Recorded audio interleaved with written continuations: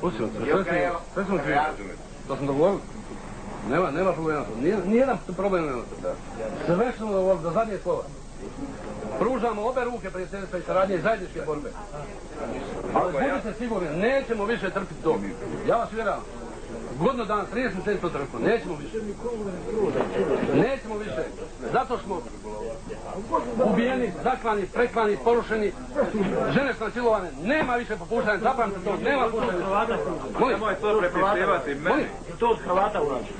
Jeste, zato sam bile zavezane ruke, gospodine. Zato sam bile zavezane ruke. Zato što nijedan pomoć, zadnji pomoć je ušao 15. novembra prošle godine. Za 6-7 mjeseci nije ušlo. Zato sam bile zavezane ruke. Petnik nas slava, a vi nas držali vaše zavezane ruke. Mi smo u istoj situaciji. Niste vi u istoj situaciji, nego nas tučete, našim oružjem nas tučete. Našom municijom, našim oružjem nas tučete. Napravit ćemo ja i vi o tome. Izvolite, gospodo. Ja sam vam Petković rekao. Ja to ovdje javno kažem. Naoružat ćemo do zadnjeg vojnika i bojovnika, sve. Ali ne može biti nikad više ovako. Nikad više ne može biti ovako. Pucajte, izvolite, pucajte odmah sad. Ne, u niko pucati. Mi da smo mislili pucati, mi smo imali prilike da... Mi smo imali hrabrosti da ustavimo protiv četnika, a bilo ih je 200.000 u Bosni i Hercegovini. I nećemo ni pred kim, ni pred kakvim ultimatumom nećemo stati. Gospodine Haliloviću, ja i vi smo potpisali zajedničku izjavu, dobili smo svoje obveze. Ja mislim da i radimo. Danas je na redu prostor Konjica i ovoga, rješavamo ga. Idete sa mnom u Mostar i rješavamo problem Mostara koji idemo u Čapinu. Idemo u Prije mjesec i po dana, 3 kamiona repromaterijala za Igman je, evo ih upatili smo sve još, prije mjesec i po dana. Samo što nisam, Kostajnic, samo što nisam klečao ovako. Samo, stavite, da dubi na glavi, ja ću dubiti na glavi. Ja ću klečati na koljenima, radije nego da kolju četnici ovdje na brdu gore. A kolju Petkoviću, kolju i muslimane i Hrvate. Možete vi s njima dogovarati šta god hoćete. Dakle će vas posle. Prvo će pogledati muslimane, pa će posle poslati. Odbijte vi to na stranu što mi dogovaramo. Odbijte vi to, nemojte to. Eno u Konjici, imam dokument. Sve ću mi se ovdje. Mi ću mi pokazati. Ako nas budete natjerali, mi ću mi pokazati. Da kažem, sramotno je za vas ako su Hrvati koji se do sad u Konjicu gore tukli protiv četnika morali 3 svoja čovjeka da vuku u Nevesinje da se liječe. To je sramotno za vas jer nisu ranjeni od četnika, ranjeni su od vaših postrojbi. Razumite? To je sramotno od vas iti da postavite takvo pitanje, da ste natjerali ljude koji su od prvog dana na crti prema četnicima zatražili pomoć da ih četnici prime u svoju bolnicu. A četnici i nisu ranili, a nije samo ranjavanje. Nema što dopuniti, ništa nemate dopuniti, mi smo se dogovorili danas ovaj prostor, sljedeći prostor je prostor Mostara, a onda idemo u Zenicu.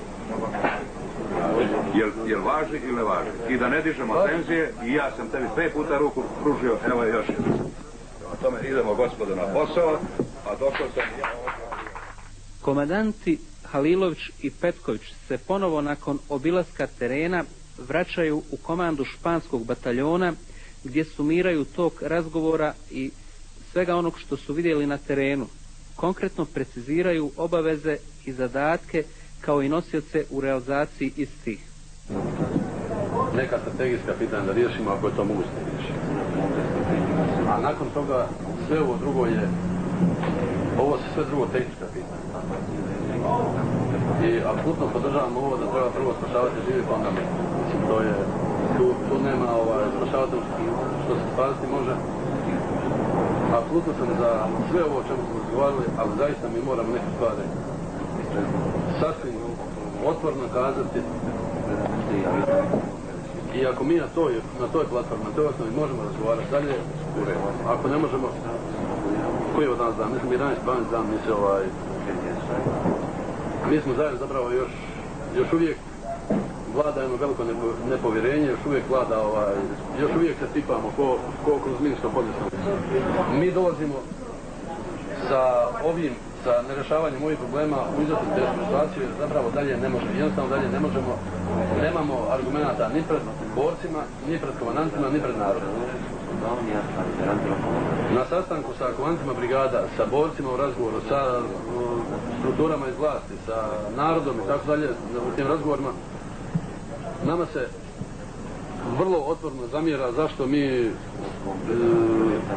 radimo na stvaranju zajedničkih komandi, zašto razgovaramo, zašto ovo, zašto ono, pa nam onda nabraju svoje argumente. Njihove argumente su, kad na tu temu samo razgovaraju, su Prozor, Gornji Vakup, Ahmići, Doljani, Sovići i sve ono drugo što se dešava. Sa druge strane, odlažemo rješenje ovog suštinskog pitanja i ja sam vam pokušao neko puta kazati sasvim otvoreno da mi sve preuzete obaveze sa ovih naših sastanaka od zajedničke komande do prekida vatre do izvlačenja ranijih do zajedničke borbe možemo riješiti. Ukoliko se riješi ovo strategijsko pitanje, to je pitanje, za nas je to pitanje opstanka. To je pitanje komunikacije. Ukoliko to možemo razriješiti konačno, ukoliko to ne možemo razriješiti, mislim da je bespredmetan svaki bilo kakav razgovor. Nama ostaje onda da se okrenemo javnosti, okrenemo narodu, da kažemo spašavaj se ko može, ovo je borba za opstanak, jer zapravo svaki odlaganje, svaki dan ovog pitanja nas dovodi u izuzetno tešku situaciju, jer ja nisam siguran da li će danas žepa izdržati, da li će danas prža izdržati. Mi možemo ovdje izvući 15 ranjenika, 15 ljudi spasti i tako dalje, tamo ćemo dovesti u izuzetno tešku situaciju više od 300.000 ljudi koji je na tom prostoru. Ja vas molim da zaista ovo razumijete krajnje, ovo je krajnje alarmantno i molba i upozorenje. Ja vas uvjeravam i garantujem vam da sve ono što preuzmemo od obaveza, da će do zadnjeg slova biti poštovano još 3 koraka.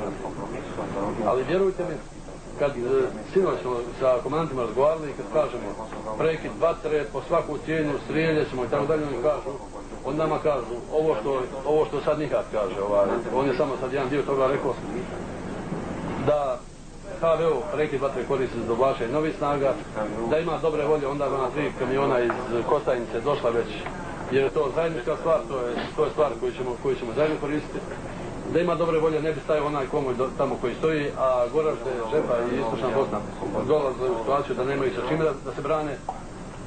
Mi stvaramo uslove sa ovakvim načinom rada, sa ovim utezanjem razgovora, mi stvaramo uslove za jedan nezapamćen genocid koji se desio u Istočnoj Bosni, više od 45 dana, zapravo za ovaj zadnji, prvi još duže, skoro 60 dana stoji ono što stoji od Zagreba preko Metkovića do Gruda. Ja vas molim, ovo sve ovdje što ste rekli, ovo su sve tehnička pitanja koje će riješiti zajednička komanda i ja garantujem svojom glavom da više nijedan metak na ovom prostoru neće biti opaljen, da ćemo stvoriti zajedničke komande, da ćemo sva ova pitanja riješiti, zarobljene civile, zarobljene bojovnike, otvoriti puteve i tako dalje, sve komplet riješiti, ali vjerujte mi, nemamo pravo više ovaj problem odlagati, ma koliko to pitanje izgledalo veliko i bolno. Metodologija, ja sam rekao, ova 3 kamiona da idu što je moguće prije, da idu danas u tvornicu, nijedan metak iz tvornice, mi ćemo danas, ja ćemo danas održati sastanak sa direktorom tvornice, narediti komandu korpusa, nijedan metak više ne smije odatle izići bez mog i tvog potpisa. Nijedan metak odatle neće izaći, a mi ćemo prema operativno-taktičkoj procjeni situacije tu stvar podijeliti i dati jednako i HVO, armiji, svim onima, policiji, svim onima koji to rade. Od ovog drugog konvoja, tamo gdje se dogovorimo, ako nemate povjerenja, neki ide u Tuzlu, nijedan artikal robe tamo iz tih konvoja neće otići dok ja i ti ne budemo stavili potpis na njega i ne bude otišlo jednako kad je centralni dio Bosne u pitanju jednako HVO armiji, a za istočnu Bosnu i na prostor Žepe, Srebrenice i onaj dio Tuzle moramo odvojiti i isto tamo dati jednima i drugim. Ali vjerujte mi, govorim sasvim bez imalo uzbuđenja, bez imalo povišenja, to nema razgovora, ne tako razgovaramo. Mi jednostavno dalje ne možemo. Mi moramo da znamo na čemu smo, a ovo smatrajte tehničkim pitanjima i smatrajte da su ova sva pitanja riješena.